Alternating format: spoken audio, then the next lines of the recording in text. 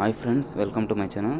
Good news ಏನಂದರೆ ನಿಮಗೆಲ್ಲ ಅದೇ ಮೊನ್ನೆ ಆರ್ಟಿಫಿಷಿಯಲ್ ಇಂಟೆಲಿಜೆನ್ಸ್ ಬರ್ದಿರಲ್ಲ ಫಿಫ್ತ್ ಸಮ್ ಮೊನ್ನೆ ಮೊನ್ನೆ ಬರ್ದಿದ್ದು ಎಕ್ಸಾಮ್ಗೆ.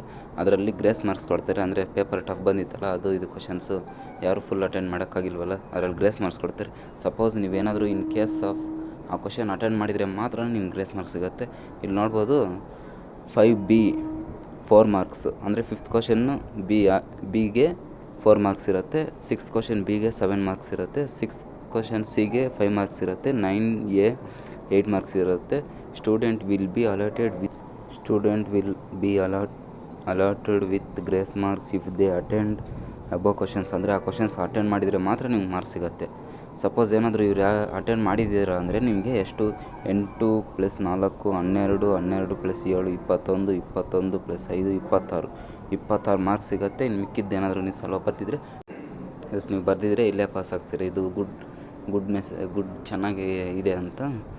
ಅದೇ ಪೇಪರ್ ಟಫ್ ಅಂತ ಇರಲ್ಲ, ಅದೇ ಗ್ರೇಸ್ ಮಾರ್ಕ್ಸ್ ಕೊಟ್ಟಿದ್ದಾರೆ. ಇದು ಕ್ವಶನ್ಸ್ ಸ್ವಲ್ಪ ಇದಾಗಿ ಸಿಗೋಣ ಮುಂದಿನ ನೋಡಿ. Thank you, by.